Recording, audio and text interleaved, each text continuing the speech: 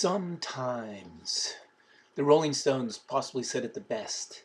Quote, "You can't always get what you want, but if you try sometimes, you might find you get what you need."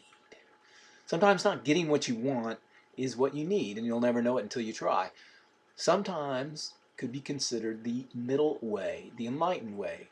Sometimes you have to be a follower. Everyone goes through hell sometimes, but that doesn't mean we should stop and build our house there. Move on. Read something. Sometimes it's better, quicker, and more comforting to have a messy environment.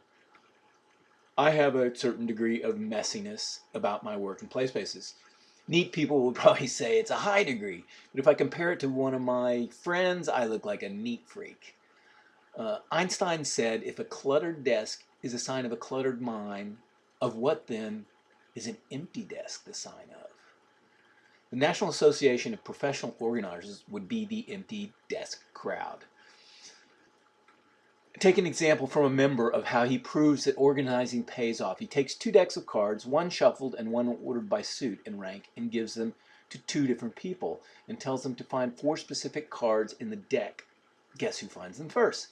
Obviously, it's easier to find something when it's in order, but who puts it in order in the first place?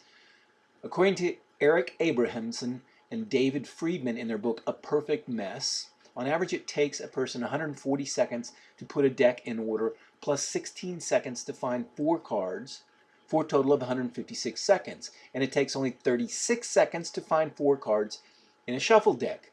If you argue that the deck needs to be put in order only once, and then you just have to replace the cards, another 16 seconds, after finding them, then there would be a 4-second advantage to an ordered deck.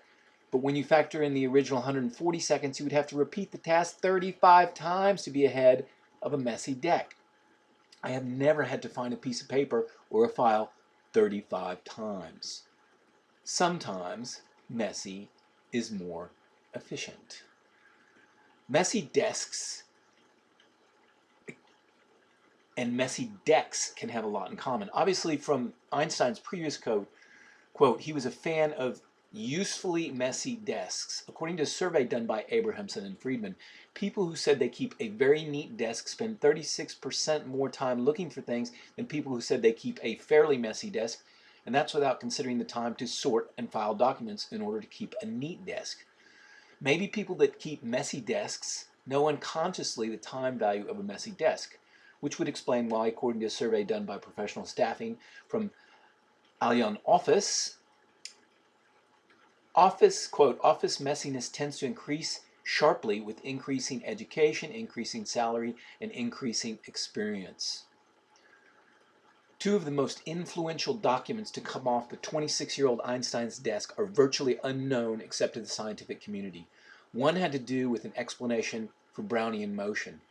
In 1827, Robert Brown discovered that when looking at a drop of water under a microscope, he could see grains of pollen jumping around for no apparent reason.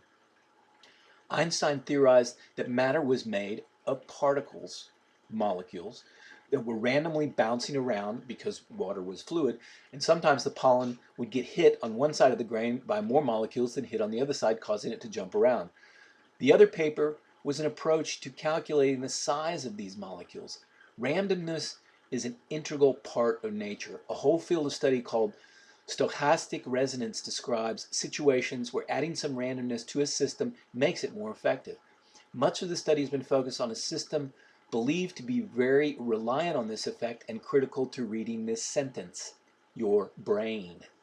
Messy systems are more flexible and easier to adapt to a messy environment, and time will create a messy environment.